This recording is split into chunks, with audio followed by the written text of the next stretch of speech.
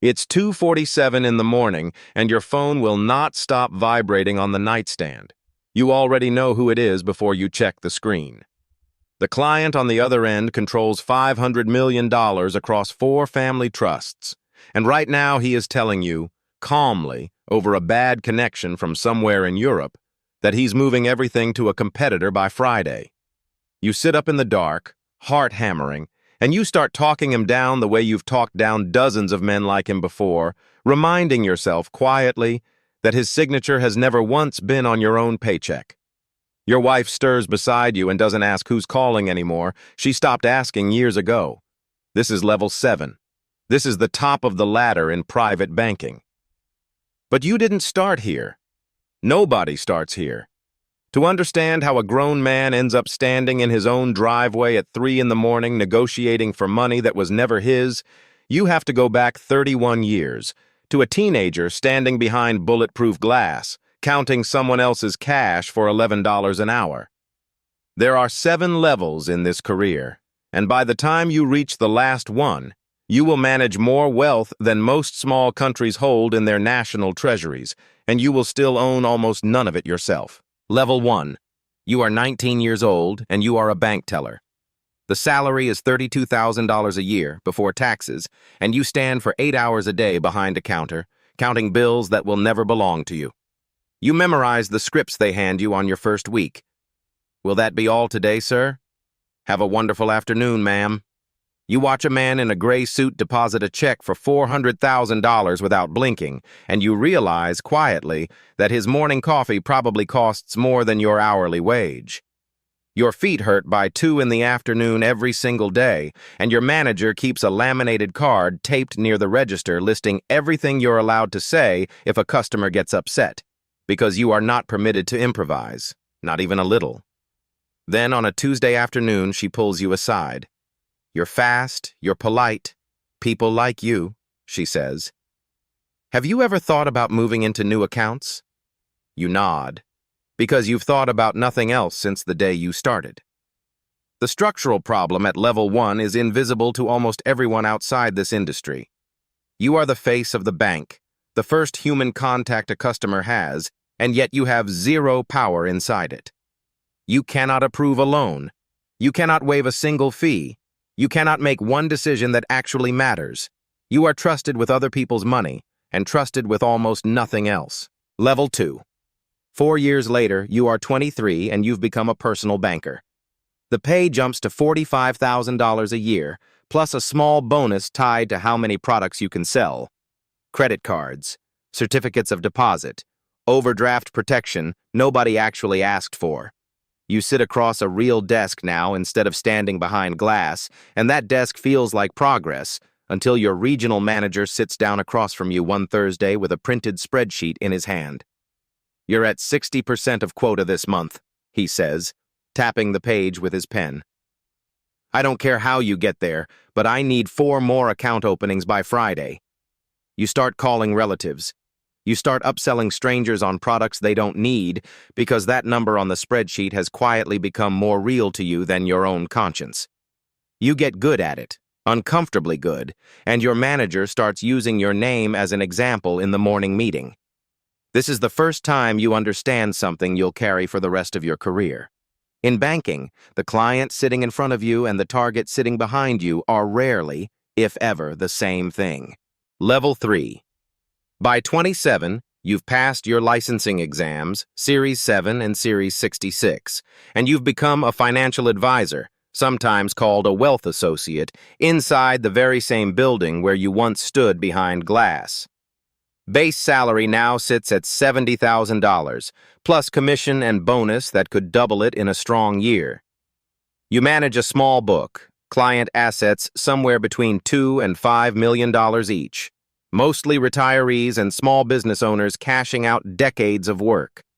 For the first time, you feel like a professional. Then you meet Diane, your first $1 million client, and she asks you a question that stops you cold in the middle of your rehearsed pitch. How old are you? She says, studying your face rather than your suit. 27, you answer. She's quiet for a long moment. And you're going to tell me how to protect 40 years of my husband's work? You say yes, because saying no was never really an option. And you spend the next 6 months proving to a woman twice your age that your judgment is worth trusting with her family's entire future. The personal cost starts here too, quietly, almost without you noticing.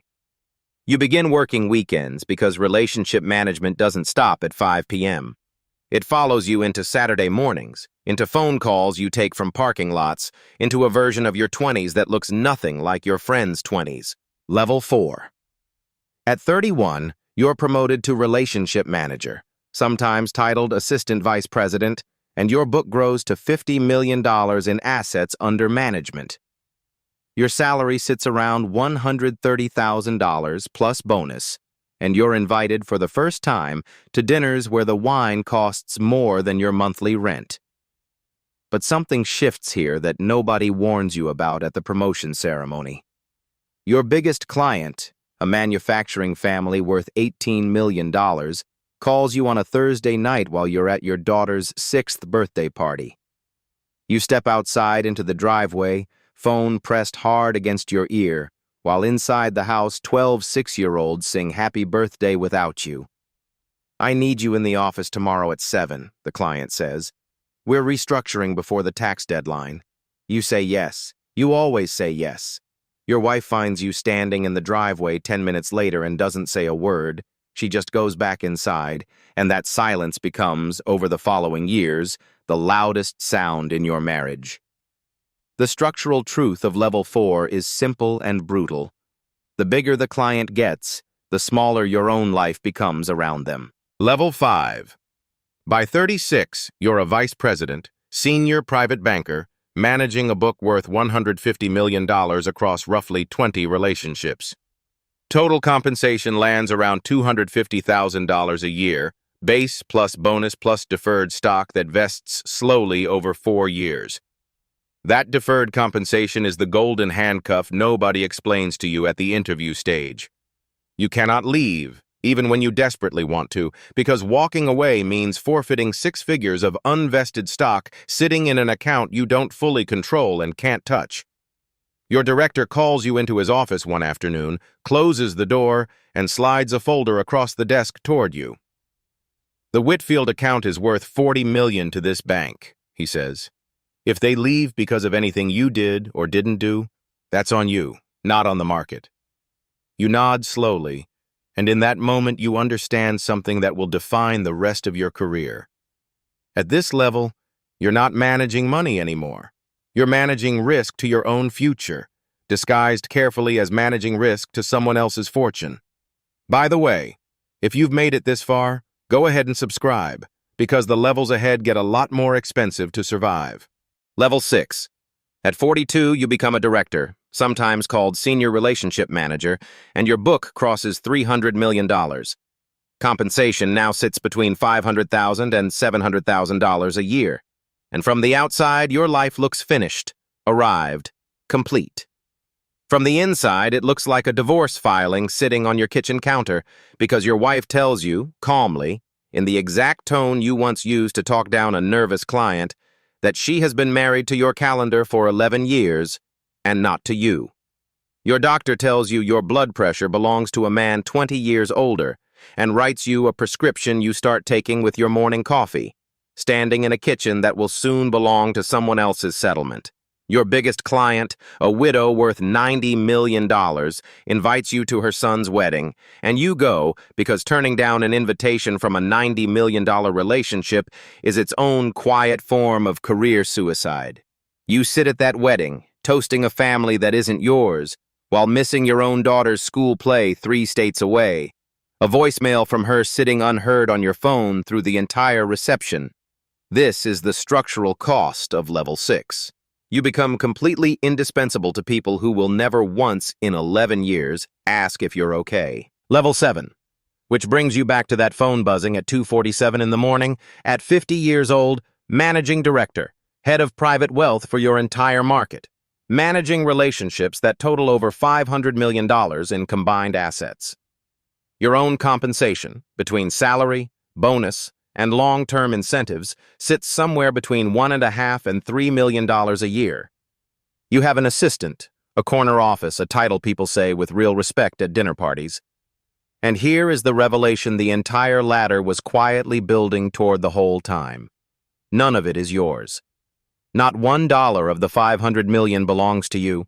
Not one relationship is guaranteed past next quarter's review, and the client threatening to leave at 3 in the morning knows exactly how much power that gives him over you, because your bonus, your title, your entire 18-year climb can walk out the door with him on a Friday afternoon and never look back. You built an empire made entirely of other people's money, and the empire was never yours to inherit. The teller behind the glass at 19 had no power and no illusions about it.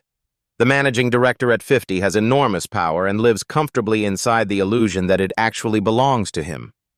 That illusion is the real price of this career, more expensive than any deferred bonus, any missed birthday, any blood pressure prescription refilled quietly at the pharmacy. You spend 31 years learning to make other families wealthier, more secure, more permanent, while your own family, your own health, your own name on anything solid stays exactly as fragile as it was the day you started behind that counter for $11 an hour. So when that client finally hangs up at 3 in the morning and you sit alone in the dark holding a phone that just decided whether your entire year was a success or a failure, understand what actually happened. He never needed you to save $500 million.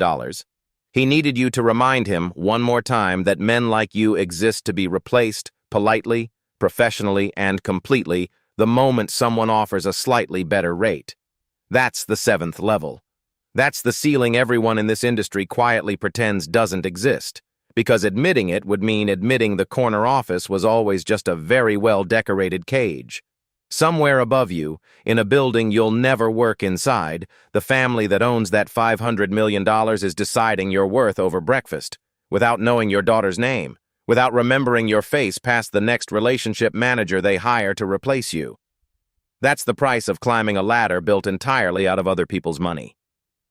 If this is the level of success you thought you wanted, tell us in the comments and stay close, because next episode we're going inside the 7 levels of a corporate lawyer, from first-year associate pulling all-nighters for less than minimum wage per billable hour to equity partner earning 8 figures a year at a firm that can vote him out overnight.